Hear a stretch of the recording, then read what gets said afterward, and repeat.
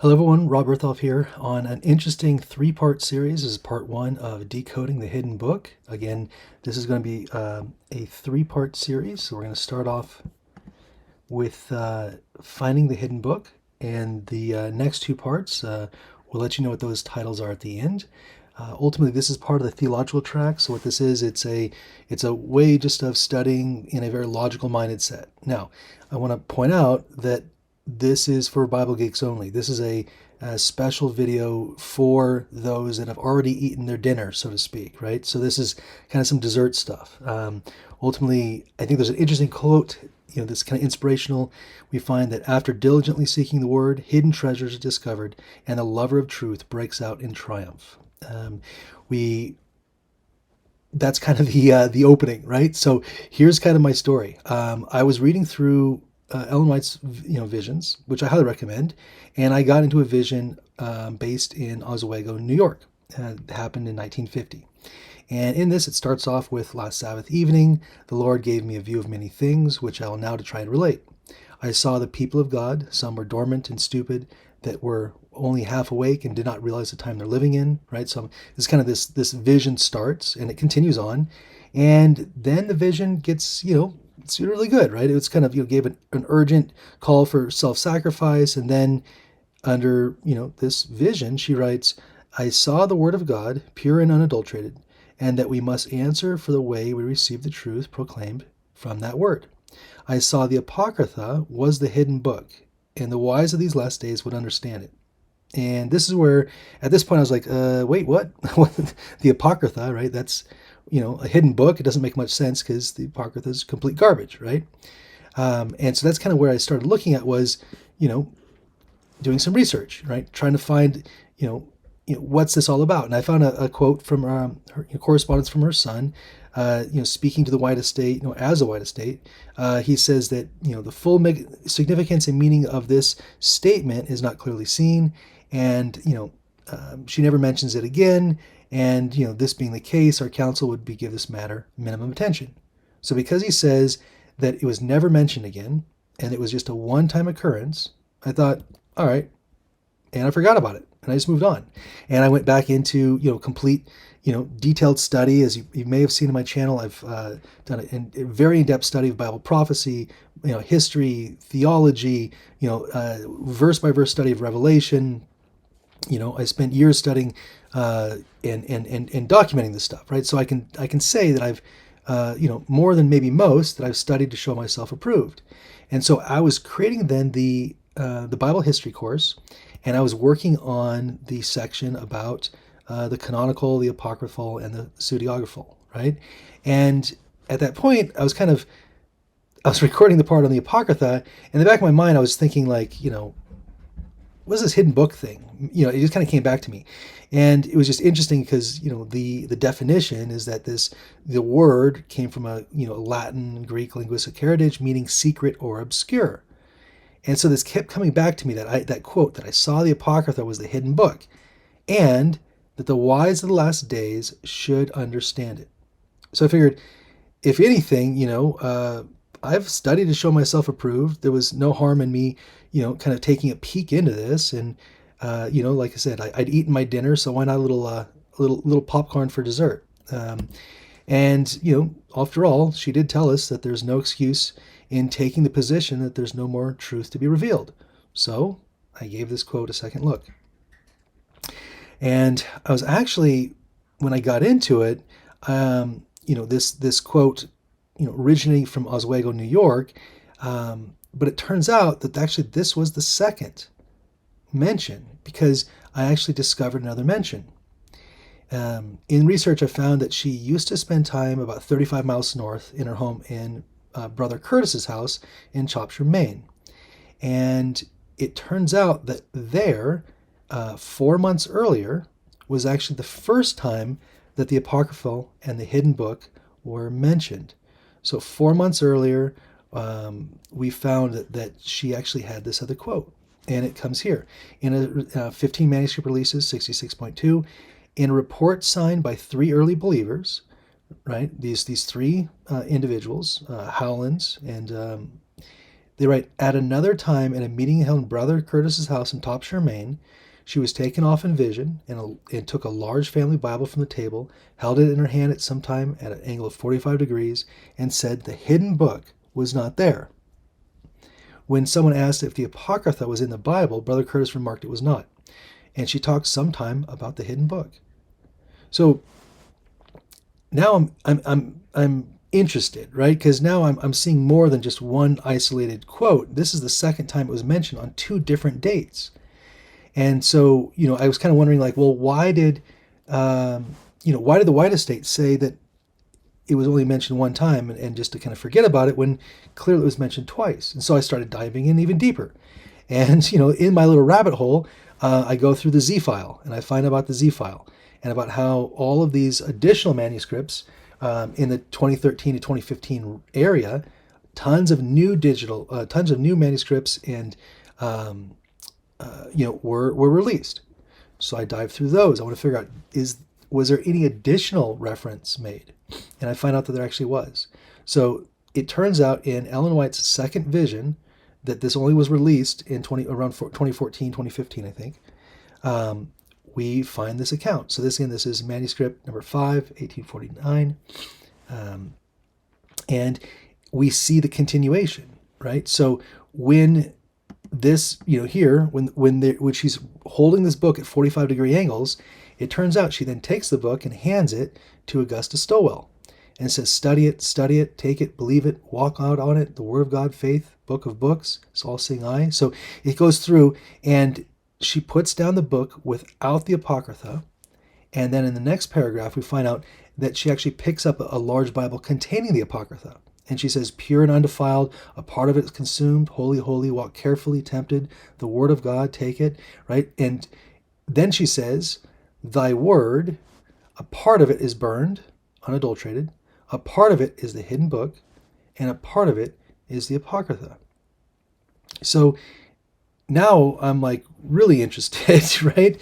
We have three parts: unadulterated, the hidden book, and the apocrypha. So we know what unadulterated is, right? That's the writings of the Old Testament and the New Testament. Okay, so that's called the canon. That's the unadulterated. That's very clear to me.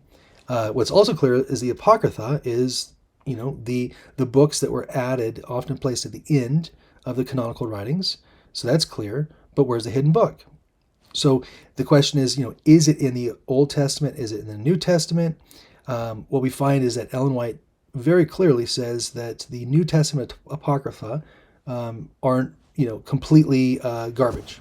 Okay, so it's not going to be in the New Testament apocryphy. So we look at the Old Testament apocryphy, and this where the hidden book has to be here. Okay, so it's kind of like a little treasure hunt, right? And I go through and I'm thinking, okay, well, which book is it, right? And so what do? I, like any kind of geek, I bust out a spreadsheet, throw in a bunch of books. But what it turns out is that there's not a set number of apocryphal books. It turns out that each different religion, each different Bible, could have different books shown in it. And so I kind of start seeing this pattern that several of these books are not found in the Roman Catholic canon. And so I started kind of mapping these out, kind of recognizing that, if we're looking at a, my hunch from kind of a counter intel would be that if the books were essentially intended to mislead people, right? Think of like, the 50 Bibles of Constantine, then they would not put the book, in their own Bible. They wouldn't put the poison in their own cup.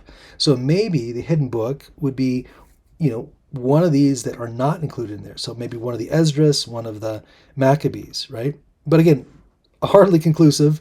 Just kind of a little hunch that I had that was going to be either the Esdras or the Maccabees. But I go figure. Let's try and figure out how I can disprove these books. And so I kind of went through. Okay, like let me see.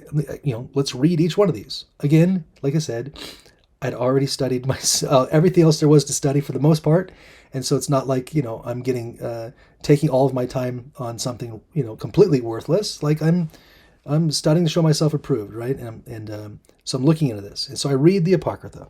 And as I'm reading through each of the books, what I'm looking at is, ultimately, is there something that can disprove? So I started it right? And Tobit pretty quickly in, boom, witchcraft. Okay, that's not biblical. Further down, right? Boom, buying salvation, paying alms to purge sin, right? Not biblical. Okay, there's also historical error in Tobit 3, 1, 3, and 5 that infers that he lived 200 years, but then later in the book it says he lived 112 years. So ultimately, I cross out Tobit, and I go through that whole process of reading all the books, finding things that were factually wrong, witchcraft, alms, etc., crossing out those books. And what this kind of left me with was, now how do I prove these? So I've disproved, but is there a way to prove anything? And so I start reading through, is there a correlation between what was said in these books and maybe something that Jesus quoted in the Bible? And I did, I found. So an example in 2nd Esdras, I send you the prophets you've taken and slain, whose blood is required in your hands. Jesus quoted almost exactly, I've sent you my prophets, ye shall kill and crucify, persecute, and upon them the righteous blood will be shed upon the earth. So very similar, right? I see another one here. The hens gather her chickens on her wings. And Jesus said, I've gathered my children together, even as a hen gathered chickens on her wings. So we kind of get this idea that we can kind of see these patterns. Again, it's not conclusive, but these are all little individual data points. I went through and I also looked at, what did the prophets say? What did Ellen White say? What did the pioneers say?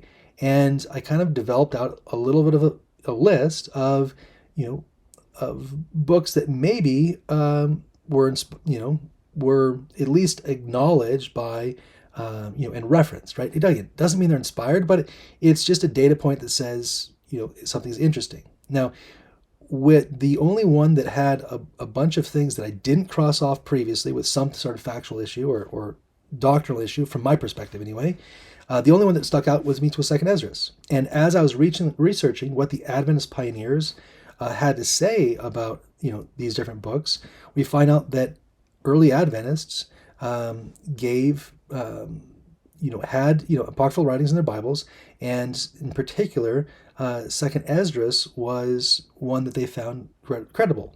And there was an article by Matthew Kaufman or Cortman, whatever, and he said that 2nd Esdras was the first of only 3 works that received unanimous endorsement from the Review and Herald. Pretty much what I kind of found as I was going through. He continues in this article how the editors of Signs of the Times could say that in 1906 that 2nd Esdras by some is considered to be an inspired book. Again, in 1913, some has thought that 2nd Esdras was inspired. So again, it's not completely crazy to think that maybe there's something here, because the early Adventist pioneers believed this. So the question again is, how do we look into this? We read that 2nd Esdras is believed to have been written around the end of the 1st century AD, and that one of the end-time visions in particular attracted the attention of the Adventists. So I'm like, okay, who is Esdras? I got to figure this out, right? What was this Esdras thing? And it's pretty straightforward. As you get into it, Esdras is just the Greek version of the Hebrew name Ezra, right? So Ezra, we know, was has his own books in the Bible, right? We find out, he has a lineage of a pretty interesting lineage, right? He was very special in the Bible, right? He wrote Ezra and Nehemiah, which was canonized as 2 different books, but it was one scroll. And he also was presumably here wrote 2 more scrolls, which they considered Esdras 3 and Esdras 4. When it came into the Bible, they put it as Esdras 1 and Esdras 2. So 2nd Esdras is actually the 4th book or the 3rd scroll of Ezra. And there's more information kind of found in that you can kind of see this how actually 2nd Esdras was dated at least 1st century BC. So that's what kind of set me up for this piece that says there's something here. And in the next video, I'll walk us through a reading of 2nd Esdras. And in the 3rd part of the video, we'll actually get into, can we decode the hidden prophecy? So that's what's going to be the next 2 videos in this segment. And I look forward to sharing those. Again, remember that, this is not, anything proven at this point. This is just something that's interesting.